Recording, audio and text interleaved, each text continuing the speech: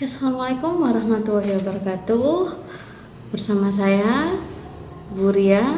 Saya akan menyampaikan materi teks deskripsi. Kalian simak penjelasan dari Bu Ria sambil melihat dan membaca LKS yang sudah dibagikan. Anak-anakku, di bab 1 ini kita akan bertemu dengan teks deskripsi. Pada kelas sebelumnya dulu, kelas 6, pasti kalian sudah mempelajari teks deskripsi. Namun di kelas 6 masih sederhana sekali.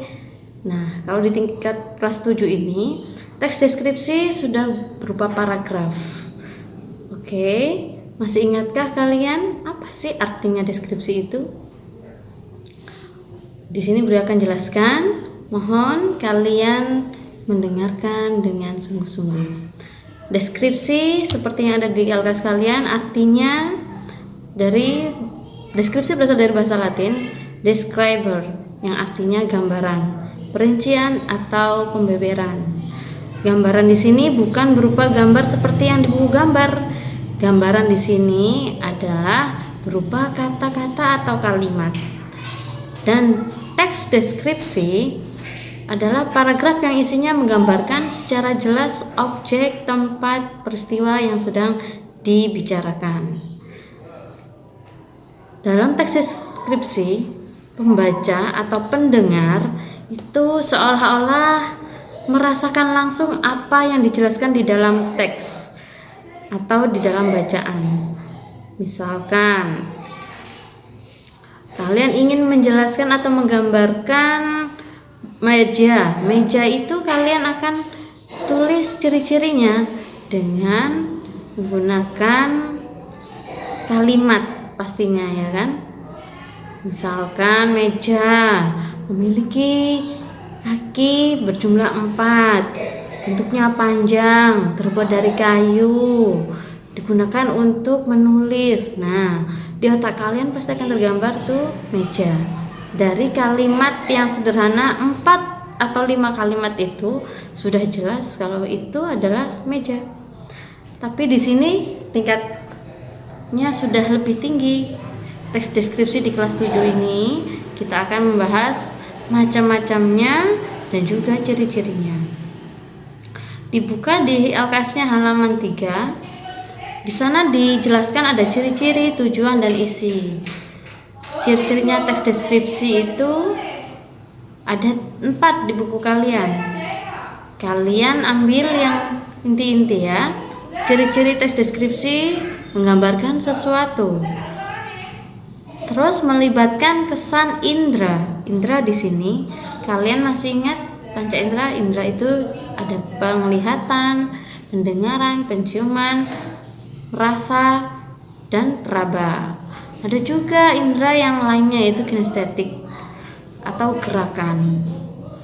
Yang ketiga cirinya adalah pembaca seolah-olah merasakan langsung apa yang sedang dibahas di dalam teks. Yang keempat, teksnya juga menjelaskan ciri-ciri fisik objek, mulai dari bentuk, ukuran, dan warna. Nah, setelah kalian tahu ciri-cirinya, sekarang tujuannya apa sih teks deskripsi ini dibuat? Tujuannya adalah memberikan penjelasan kepada pembaca supaya paham apa yang dibicarakan di dalam teks tersebut. Mulai dari fisiknya, dari wujudnya, sikap, rasa, atau peristiwa yang digambarkan. Dan di nomor 2 masih tentang teks deskripsi, ada jenis teks deskripsi. Tapi di buku kalian tidak ada penjelasannya. Bu Ria akan membantu kalian untuk memahami jenis-jenis teks deskripsi tersebut. Di sana ada jenis teks deskripsi spasial.